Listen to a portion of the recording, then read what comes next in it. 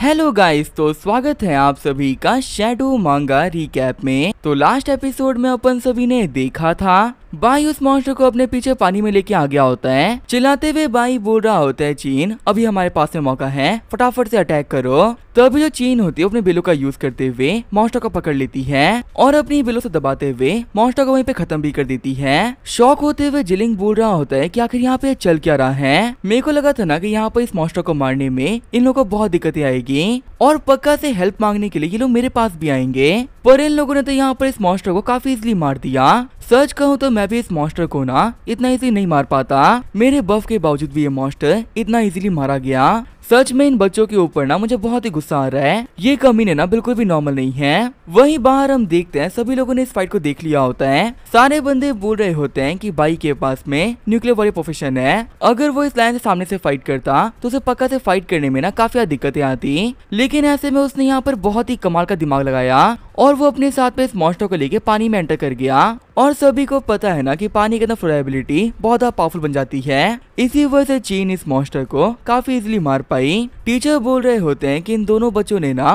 बहुत ही कमाल का टीम वर्क किया है। इन लोगों ने यहाँ पर प्रूव किया है ना कि सही टीम वर्क के साथ में हम कितने ही पावरफुल मॉन्स्टर को मार सकते हैं। अगर ये लोग अकेले अकेले फाइट करने का सोचते तो कभी भी इस मॉन्स्टर को नहीं मार पाते, लेकिन सिर्फ बाई की लीडरशिप और रिएक्शन एबिलिटी की वजह से ये लोग जीत गए। सच में मुझे एक बात तो कहनी पड़ेगी, इस बच्चे का फ्यूचर ना बहुत ही बड़ा है। जिस तरीके से यहाँ पे फाइट करी है ना वो देख के मजा आ गया। वैसे अब ये फाइट देखने के बाद में पक्का सभी लोगों को क्लियर हो गया होगा कि आखिर इस कंपटीशन में रैंक 1 किसको मिलने वाली है। बाई और चीन ने मिलके जैसा परफॉर्म किया है ना, अब इस चीज के अंदर कोई सस्पेंस बचा ही नहीं है। जितने ही बच्चे ई रैंक के डंजन में गए थे वो सभी के सभी काफी तक घायल हो चुके हैं और ऐसे में ये दोनों डी रैंक के डंजन में एंटर करके डी रैंक के मॉन्स्टर्स को मार रहे हैं। बाकी टीचर्स भी बोल रहे होते हैं हाँ आप बिल्कुल सही कह रहे हो। इन लोगों की परफॉर्मेंस को देखते हुए ना शायद ही लग रहा है कि कोई और नंबर 1 पे आ सकता है, लेकिन फिर भी हम लोग को बाकी सभी के बाहर आने का वेट करना होगा। टीचर बोल रहे होते हैं कि आखिर इसमें वेट क्या करना है। यहाँ पर इन बच्चों ने ना एक डी क्लास की लाइन को मारा है, अगर इन लोगों ने और किसी मॉन्स्टर को नहीं भी मारा होता और सिर्फ इसको मार दिया होता तो इतना भी इनफ था इन्हें रैंक 1 देने के लिए। जैसे इस वीडियो को हम लोग आगे सबमिट करेंगे तो मुझे पक्का से भरोसा है ना कि इन लोगों को हमारी आज तक की हिस्ट्री का सबसे बेहतरीन स्कोर मिलेगा, एक ऐसा स्कोर जो कि आज से पहले ना किसी को भी नहीं मिला होगा। तभी हम देखते तो स्ट्रीम होता है वो बंद हो जाता है। टीचर्स बोल रहे होते हैं आखिर क्या हुआ, स्ट्रीमिंग बंद कैसे हो गई, क्या किसी मॉन्स्टर ने कैमरा के ऊपर अटैक कर दिया है क्या। वही सीन चेंज होता है, हम देखते हैं जिलिंग को जिसने की अटैक करते हुए कैमरा को तोड़ दिया होता है। जिलिंग बोल रहा होता है कि ना ही ये मशीन बचेगी और ना ही इसके अंदर की रिकॉर्डिंग, अगर हमारे हायर रफ की रिकॉर्डिंग नहीं मिलेगी तो वो नहीं मानने वाले कि तुमने कितना अच्छा परफॉर्म किया था। भले तुम दोनों बच्चों ने यहाँ पर कितनी मेहनत क्यों ना कर ली हो, तुम्हारी मेहनत को ना मैंने बर्बाद कर दिया। मुझे यहाँ पर रिस्पेक्ट ना दिखाने की तुम्हें बहुत बड़ी कीमत देनी पड़ेगी। सिस्टम बता रहा होता है कि लाइन मॉन्स्टर को मारने के लिए आपको 100 एक्सपीरियंस पॉइंट मिलते हैं। वही बाई बोल रहा होता है चीन तुम्हारा बहुत बहुत शुक्रिया, अगर अपनी एबिलिटीज को तुमने ऐसे यूज ना किया होता तो हम लोग पक्का से हार जाते। चीन बोल रही होती है नहीं भाई ये सब कुछ तुम्हारी वजह से हो पाया है, मैंने तो सिर्फ यहाँ पे वही किया है जो कि तुमने मुझसे कहा था, अगर तुम मुझे गाइड नहीं करते तो मैं ये सब कभी नहीं कर पाती। भाई बोल रहा होता है ये तो काफी अच्छी बात है कि तुमने बिल्कुल मेरी तरह ही ना एलिमेंट रूम के अंदर ट्रेनिंग करी थी, वहाँ पे ट्रेनिंग करने की वजह से तुम अपनी पावर को समझ पाई और यहाँ पर अपनी पावर्स को ना काफी आराम से यूज भी कर पाई। अगर तुमने वहाँ पे ट्रेनिंग नहीं करी होती तो चाहे मैं कितना ही क्यों ना गाइड कर लेता, तुम अपनी पावर्स को ना ऐसे यूज नहीं कर पाती। शॉक होते हुए चीन बोल रही होती है कि सच में ये सब कुछ ट्रेनिंग की वजह से हो रहा है। तभी वहाँ पे उन लोग के पास में आते हुए जिलिंग बोल रहा होता है कि तुम लोगों ने अपना काम कर लिया, अब तुम्हें जितनी बातें करनी हो ना बाहर चलाई कर लेना, अब यहाँ पे रुकने का कोई मतलब नहीं है। वैसे भी डजन के अंदर तुम लोग काफी कुछ कर चुके हो और यहाँ पर बात करके ना तुम कुछ भी नहीं उखाड़ पाओगे। बाई बोल रहा होता है भले तुम्हें लग रहा होगा कि तुमने हम लोग को बेवकूफ बना दिया, पर सच कहूँ ना मैं सब कुछ देख लिया था। सभी को पता है कि यहाँ पर जितने ही मॉन्स्टर्स है ना वो सील्ड है, उसके बाद वो लायन मॉन्स्टर इतनी पावर को यूज कर पा रहा था। एक बात तो कहनी पड़ेगी, तुम्हारे बफ ने ना बहुत ही अच्छा काम किया है, पर क्या मैं ये जान सकता हूँ क्या कि हमारे खिलाफ उन मॉन्स्टर को तुमने बफ क्यों दिया। अगर ये चीज मैंने बाहर रिपोर्ट कर दी कि एक डी रैंक के मॉन्स्टर को तुमने बफ दिया था तो पक्का से वो लोग ना तुम्हारी हालत खराब कर देंगे। जिलिंग बोल रहा होता है कि मैंने यहाँ पर कुछ भी जानबूझ के नहीं किया, मैंने देखा कि चीन को फाइट करने में काफी दिक्कतें आ रही है, इसी वजह से एक सीनियर के तौर पे मैं इसे बफ दे रहा था। पर पता नहीं से क्या हुआ और इसे मैं बफ को डॉज कर दिया। इसी वजह से यहाँ पर जो भी कुछ हुआ है ना वो लड़की की वजह से हुआ है, मेरी वजह से नहीं। भाई बोल रहा होता है कि बहाने बनाने में ना तुम काफी अच्छे हो, काश तुम इतने अच्छे अवेकनर भी होते। जहाँ तक मुझे पता है तुम एक आर्चर हो, अगर तुम एक आर्चर हो तो तुम्हारी निशानेबाजी अच्छी होनी चाहिए। तुम यहाँ पर बोल रहे हो कि तुम्हारी निशानेबाजी इतनी बेकार है कि एक बच्चे ने इसको डॉज कर लिया।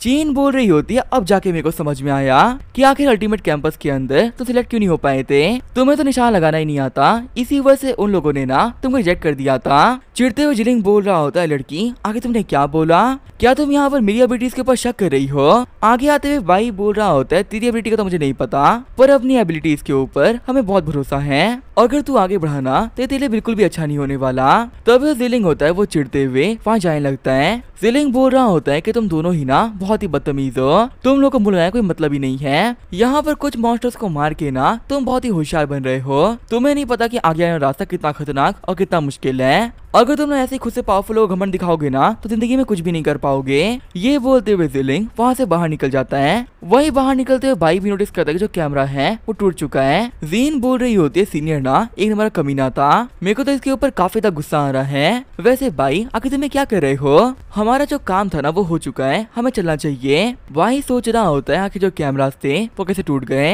हो ना हो ये काम इस कमीना जिलिंग ने किया है। ये कमीना चाहता है ना कि हमारी रिकॉर्डिंग आगे पहुंच ही ना पाए और हमें वो हाई स्कोर ना मिले जो कि हम लोग डिजर्व करते हैं। वैसे अगर देखा जाए तब कोई भी नहीं देख सकता कि हम अंदर क्या कर रहे हैं, और वो कमीना जिलिंग भी ऑलरेडी बाहर निकल चुका है। रूल्स के साथ जो बंदा बाहर निकल चुका है वो अंदर वापस नहीं आ सकता।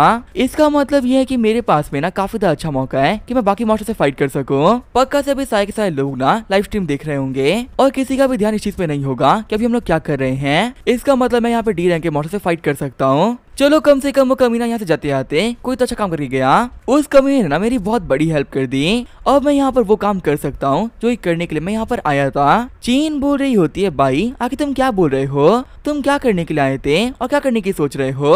तभी जो हमारा भाई होता है वो चलते हुए सील्ड केव के सामने आता है। भाई बोल रहा होता है चीन मैं तुम्हारे पर भरोसा कर रहा हूँ, मैं उम्मीद करता हूँ कि मैं यहाँ पे जो भी कुछ करने वाला हूँ ना उन चीजों के बारे में तुम बाहर किसी को नहीं बताओगी। मैं यहाँ पे जो भी कुछ करूंगा वो हम दोनों के बीच में एक सीक्रेट रहेगा, और वैसे भी अगर तुम बाहर वाले को बता भी देती हो कि मैंने क्या किया है तो मैं गारंटी से बोल सकता हूँ ना कोई भी इस चीज का भरोसा नहीं करने वाला।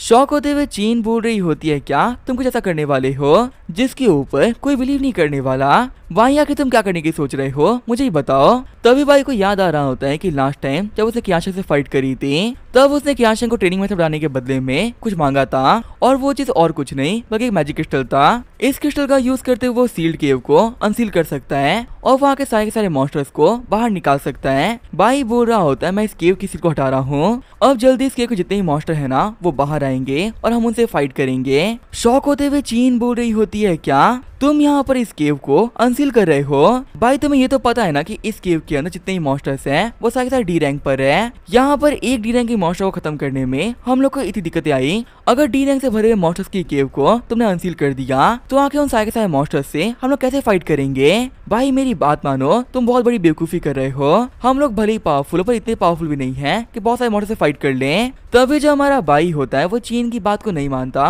और केव को अनसील कर देता है। भाई बोल रहा होता है चीन तुम बिल्कुल भी टेंशन मत लो, मैं मानता हूँ ना कि इस केव के अंदर से काफी सारे डी रैंक के मॉन्स्टर बाहर निकलेंगे, पर ये बात भी सच है ना कि उन सभी की जो पावर्स है वो सील्ड है, इसी वजह से वो लोग वैसे फाइट नहीं कर पाएंगे जैसे उन्हें करनी चाहिए थी। चीन बोल रही होती है हाँ मैं तुम्हारी बात समझ सकती हूँ, लेकिन इसके बावजूद भी ना वो सारे डी रैंक पर है, आखिर बहुत सारे डी रैंक के मॉन्स्टर से हम कैसे फाइट करेंगे। भाई बोल रहा होता है किसने कहा कि हम मुझसे फाइट करेंगे, इन सारे के सारे मॉन्स्टर से मैं अकेले फाइट करूंगा। ये बोलते अपने मेज प्रोफेशन को एक्टिवेट कर लेता है। शौक होते हुए चीन बोल रही होती है आखिर ये क्या हो रहा है, भाई तुम तो एक वॉरियर थे ना, आखिर तुम एक मेज कैसे बन गए। भाई बोल रहा होता है मैंने कहा ना ऐसी काफी सारी चीजें हैं जिनके बारे में तुम्हें नहीं पता, और अगर उन चीजों के बारे में तुम बाहर वालों को बता भी देती हो तो भी वो बिलीव नहीं करने वाले। मेरे पास में एक एक्स्ट्रा प्रोफेशन होना भी उन्हीं बातों में से एक बात है। इसी वजह से चीन तुम एक काम करो, एग्जिट के पास में जाके मेरा वेट करो, 5 मिनट के अंदर ना मैं सभी को खत्म कर दूंगा और फिर हम लोग एक साथ में बाहर चलेंगे।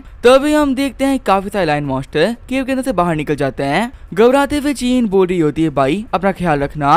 तभी जो हमारा भाई होता है वो अपनी पूरी पावर से एक्टिवेट कर लेता है। सिस्टम बता रहा होता है कि आप एक ई रैंक के लेवल 5 के क्लाउड मेज हो। भाई बोल रहा होता है लेवल 5 के साथ में तो मैं इन्हें काफी इजीली मार सकता हूँ। ये बोलते हुए अपने आइस मैजिक से वहाँ पे सभी को जमा देता है। शॉक होते हुए चीन बोल रही होती है क्या भाई के पास में एबिस रैंक का प्रोफेशन है और वो यहाँ पर 3-3 लायंस को इतना इजीली कंट्रोल कर पा रहा है। अपनी बेलों का यूज करते हुए एक लाइन को रोकना भी मेरे लिए काफी ज्यादा मुश्किल हो गया था और उसने यहाँ पर एक अटैक के अंदर 3-3 मॉन्स्टर को रोक दिया। भाई बोल रहा होता है कि ये सारे के सारे मॉन्स्टर्स काफी टाइम से केव के अंदर कैद हैं और कैद रहने की वजह से इनकी पावर्स ना बहुत ज्यादा कम हो चुकी है। इसी वजह से इनको हराना काफी ज्यादा इजी है और तुम्हें पता थोड़ी देर के अंदर ही ना काफी सारे मॉन्स्टर केव में से बाहर आएंगे। तो इसी वजह से इनको एक बार मारने के लिए मेरे को बड़ी जगह चाहिए। भाई की बात समझ से चीन होती है पीछे हट जाती है। चीन बोल रही होती है भाई तुम आराम से अपना काम करो, मैं तुम्हें यहाँ पर बिल्कुल भी डिस्टर्ब नहीं करने वाली। तभी केव के अंदर से लेवल 12 के पैंथर निकलते हैं। भाई सोच रहा होता है नॉर्मल डी रैंक के मॉन्स्टर काफी ज्यादा खतरनाक होते हैं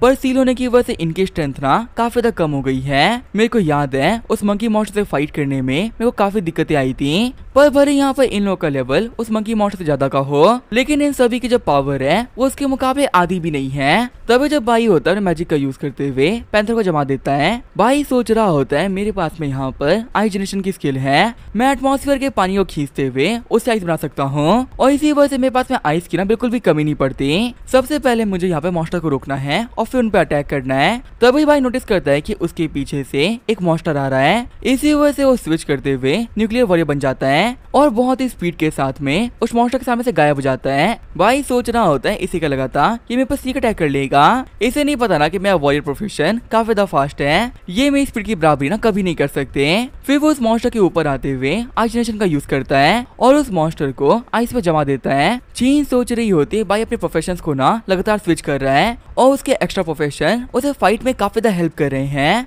अब जाके मेरे को समझ में आ रहा है ना कि एक वॉरियर होने के बावजूद भी आखिर जो भाई था वो एलिमेंट रूम में क्यों गया था।